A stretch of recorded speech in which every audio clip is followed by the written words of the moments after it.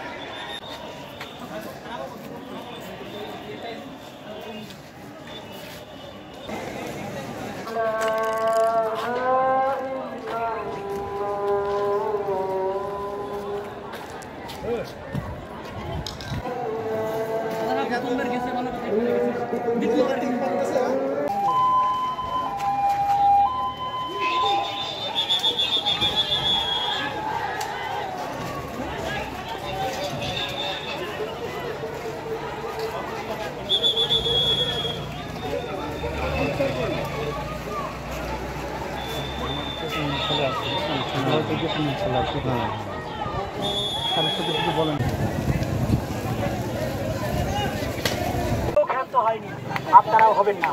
আপনারা মনে রাখবেন, আমরা ভয় পেয়ে পালিয়ে যাচ্ছি। আমরা কোনো প্রকার বিশৃঙ্খলায় বিশ্বাসী না। আমরা আজকে এই সহিংসতা এড়িয়ে বাড়িতে গিয়ে আজকের থেকে 100 গুণ শক্তি সঞ্চয় করে আগামীকাল আবার আমাদের কর্মসূচিতে অংশগ্রহণ করব। কাজেই সবাই ফিরে চলুন আমার সাথে।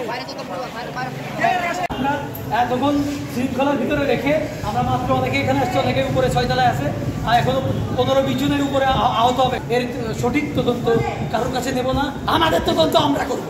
কোন সরকার আর রাজনৈতিক ব্যক্তি আওয়ামী লীগ এই বিচার করবে, বিচার আমরা করবো। ওই এসপি, ওই ইউনো ডিসি, এই ওসি এর জবাব দেওয়া লাগবে। কেন গুলি ছোড়া হলো?